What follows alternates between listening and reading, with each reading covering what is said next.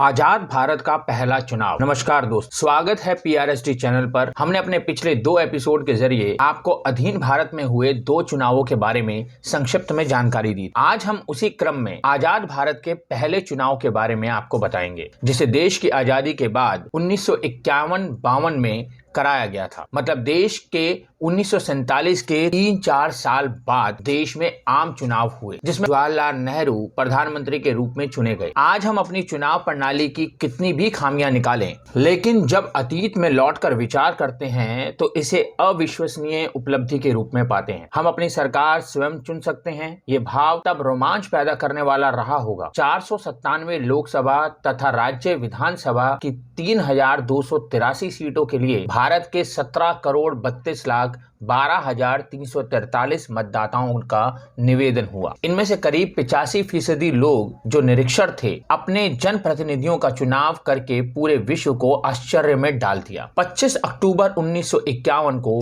पहला वोट निमांचल प्रदेश की चीनी तहसील में पड़ा, जिससे नए युग की शुरुआत हो गई। आजादी के संघर्ष के कारण देश के आम जनमानस में तो कांग्रेस का ही नाम था, इसलिए कांग्रेस ने 364 सीटें जीतकर प्रचंड बहुमत प्राप्त किया। भारतीय कम्युनिस्ट पार्टी 16 सीटें जीतकर दूसरी सबसे लोकप्रिय दल के रूप में उभरी। आचार्य नरेंद्र देव, जयप्रकाश, डॉक्टर लोहिया के नेतृत्व वाली पार्टी सोशलिस्ट पार्टी को 12, आचार्य कृपलानी के नेतृत्व वाली किसान मजदूर प्रजातंत्र पार्टी को 9, हिंदू महासभा को 4, डॉक्टर श्याम प्रसाद मुखर्जी के नेतृत्व में भारतीय जनसंघ को 3, रिवोल्यूशनरी सोशलिस्ट पार्टी को 3 और शेड्यूल कास्ट फेडरेशन को 1 सीट मिली। उस समय 484 सीटें होती थी और 401 सीटों पर चुनाव हुआ। इस प्रथम चुनाव में मुख्य तौर पर कांग्रेस पार्टी अपने लोकप्रियता के कारण सबसे अधिक सीटें जीतने में सफल रही। इसका मुख्य कारण यह भी था कि कांग्रेस पार्टी में मुख्य लोकप्रिय जन नेताओं का होना और पूर्ण भारत में भारी संख्या में कार्यकर्ता। इसके अतिरिक्त अन्य दलों का क्षेत्र बहुत सीमित था। साधारण शब्दों में कहें तो कांग्रेस पार्टी के सामने चुनाव में उतरी कोई भी पार्टियों का दल, जैसे भीमराव अंबेडकर, शेड्यूल कास्ट समुदाय फेडरेशन की पार्टी, भारतीय प्रजातंत्र पार्टी या क्रांतिकारी समाजवादी पार्टी, बहुत ही छोटी या कम लोकप्रिय पार्टी थी। जवाहरलाल नेहरू ने अपने चुनाव प्रचार अभियान के तहत 40,000 किलोमीटर यात्रा एवं 3.5 करोड़ लोगों को संबोधित किया। यह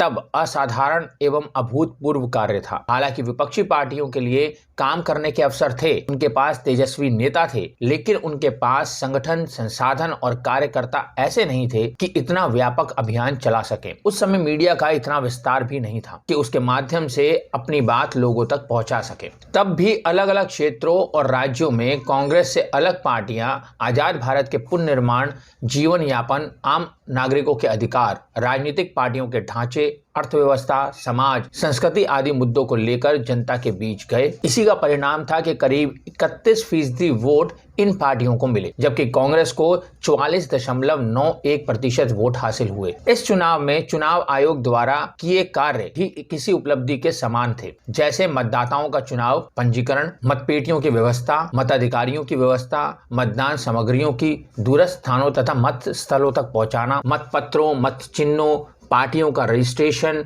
आदि कार्यों को सुचारू रूप से करना किसी चुनौती से कम नहीं था। क्योंकि देश के पहले चुनाव में अनुभवशीलता का अभाव अवश्य था, लेकिन फिर भी भारत जैसे विशाल भूभाग पर शांतिमय चुनाव कराना अतुलनीय कार्य था। उस समय की एक घटना, जो कि म्यांमार की सीमा से लगे मणिपुर के पहाड़ी क्षेत्रों में स्थानीय लोगों को ये कहकर तैयार किया गया कि आप इसे पहुंचाने में मदद करें, बदले में आपको एक कंबल तथा बंदूक का लाइसेंस दिया जाएगा। इस तरह की कई घटनाएं चुनाव के समय हुई, जिसमें प्रलोभन, सहायता आदि के जरिए चुनाव क्रियाओं को व्यवस्थित किया गया। उस समय के मुख्य चुनाव आयुक्त सुकुमार जी थे। मतदाता निलंबन के से लेकर दलों के चुनाव चिन्ह का निर्धारण एवं साफ सुथरा चुनाव कराने के लिए योग्य अधिकारियों का चयन भी बखूबी उन्होंने निभाया। वे सरकारी खजाने के पैसे की कितनी चिंता करते थे, इसका उदाहरण था मतपेटियों को सुरक्षित रखना। 1997 के दूसरे आम चुनाव में इस कारण 4.5 करोड़ रुपए खजाने से बचाए गए। इस चुनाव में अन्य राजनेताओं ने भारतीय राजनीति पर अपना गहरा प्रभाव छोड़ा, जिसमें जयप्रकाश नारायण, राम मनोहर लोहिया, श्याम प्रसाद मुखर्जी,